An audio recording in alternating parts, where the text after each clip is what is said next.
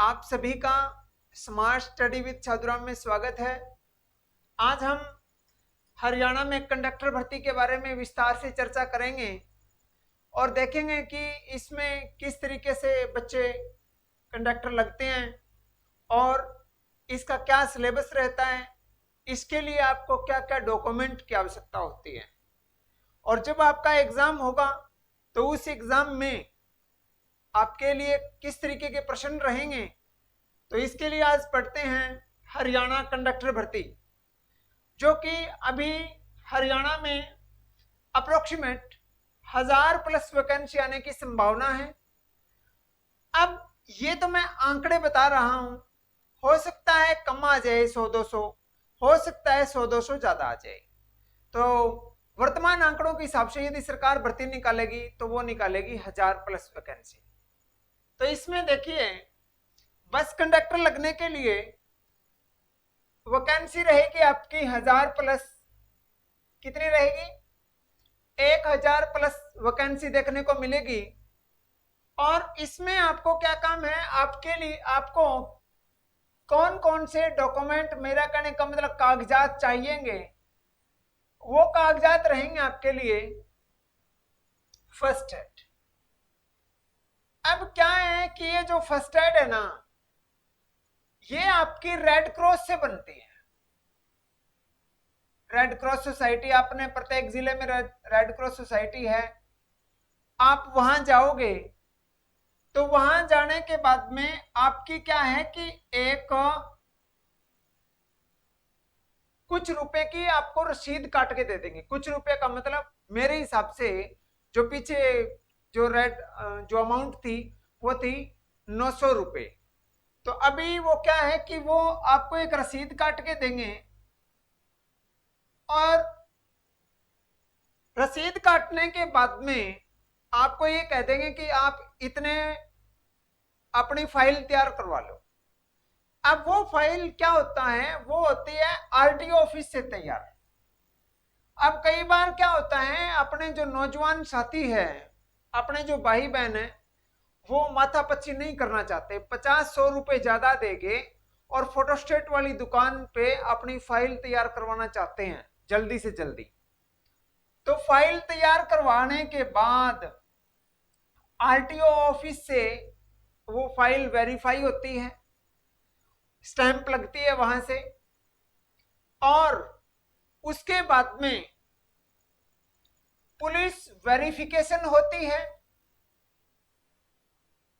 उसके लिए आपको 2 गवाहों की भी जरूरत पड़ेगी। आपके नजदीकी थाने से आपकी पुलिस वेरिफिकेशन होगी और आपके नजदीकी सरकारी अस्पताल से आपका मेडिकल होगा। और जो ये रेड क्रॉस के अंदर जो आपकी क्लास रहेगी, वो आपकी रहेगी 1 सप्ताह की।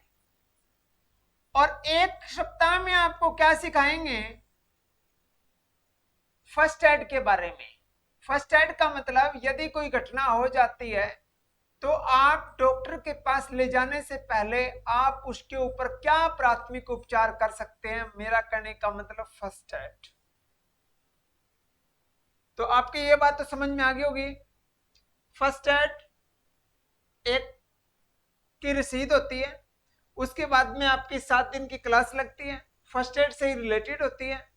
और उसके बाद में आरटीओ से वेरीफाई होने के बाद और पुलिस वेरिफिकेशन होने के बाद और मेडिकल होने के बाद आपका एक सर्टिफिकेट, 1 सप्ताह की क्लास के बाद एक सर्टिफिकेट जारी होता है।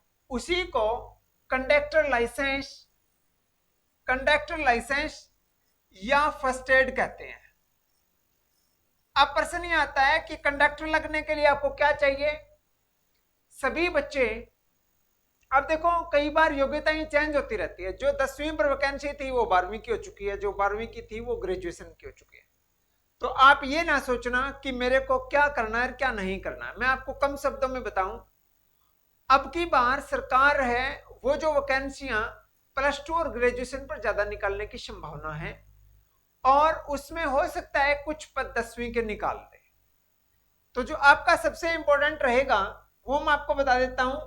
ये वैकेंसियां मेरे हिसाब से अब की बार 12th पर रहेगी और 12th के साथ में आपको क्या चाहिएगा, कंडक्टरी लाइसेंस।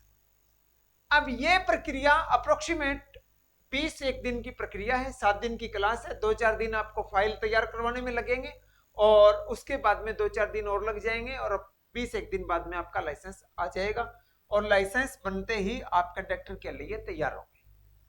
अब आपका प्रश्न ये भी बनता है कि हाँ, ये भी सुनो, जिन बच्चों ने कंडक्टर लाइसेंस तो बनवा रखा है पर उन्होंने रिन्यू नहीं करवा रखा।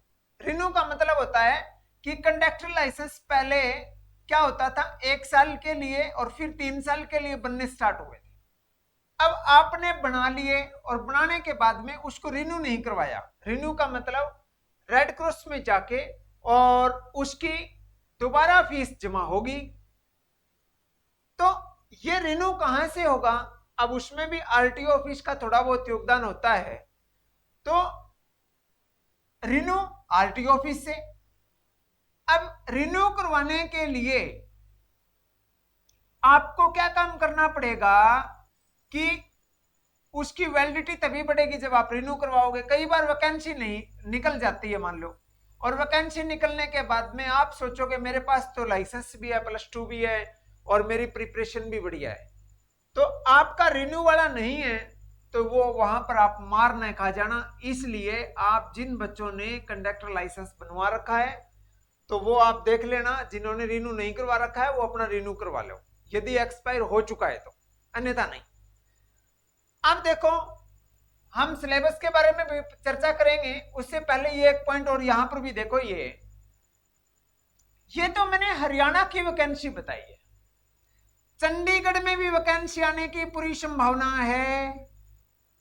चंडीगढ़ में भी कंडक्टर की वैकेंसी आएगी, आप वहां भी अप्लाई कर सकते हैं और वहां अप्लाई करोगे तो वहां बस थोड़ा सा चेंजिंग है। वो चेंजिंग क्या रहेगा आपके कि वैकेंसियां वहां चंडीगढ़ में ही आपको रहना पड़ेगा, क्योंकि चंडीगढ़ से एक यूटी है। अपने हरियाणा में तो मान लो डिस्ट्रिक्ट वाइज ड्यूटी आ जाती है आपकी, वहां चंडीगढ़ से आपको कहां भेजेंगे तो चंडीगढ़ में ही रहना पड़ेगा। और उसके बाद में क्या रहेगा कि चंडीगढ़ की वैकेंसी है, जो पेपर पैटर्न है वो हम आपको यहां पर बता देंगे कि पेपर पैटर्न लगभग सेम है, 5-10% का हो सकता है चेंजिंग हो।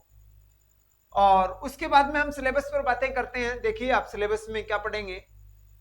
सिलेबस में जो बच्चे ग्रुप डी की तैयारी कर रहे हैं और ग्रुप सी की तैयारी कर रहे हैं वो बच्चे कंडक्टर गोली की चोट में लग जाएंगे। आपको जो ग्रुप डी का सिलेबस पढ़ रहे हैं, कौन कौन सा, जिस तरीके ग्रुप डी और सी में कौन कौन सा सिलेबस पढ़ोगे आप, हिंदी पढ़ोगे आप इंग्लिश पढ़ोगे, आप मैथ पढ़ोगे, आप रीजनिंग पढ़ोगे ना, आप कंप्यूटर पढ़ोगे, आप साइंस पढ़ोगे, आप हरियाणा जीके पढ़ोगे और जीएस का पार्ट पढ़ोगे। ये तो आप ग्रुप डी और सी के लिए पढ़ ही रहे हो, इसमें तो कोई बदलाव वाली बात ही नहीं है। अब आपको कंडक्टर के लिए अलग से क्या पढ़ना पड़ेगा वो देखो। कंडक्टर के लिए आपको ज्यादा नहीं पढ़ना, बहुत कम ही पढ़ना है।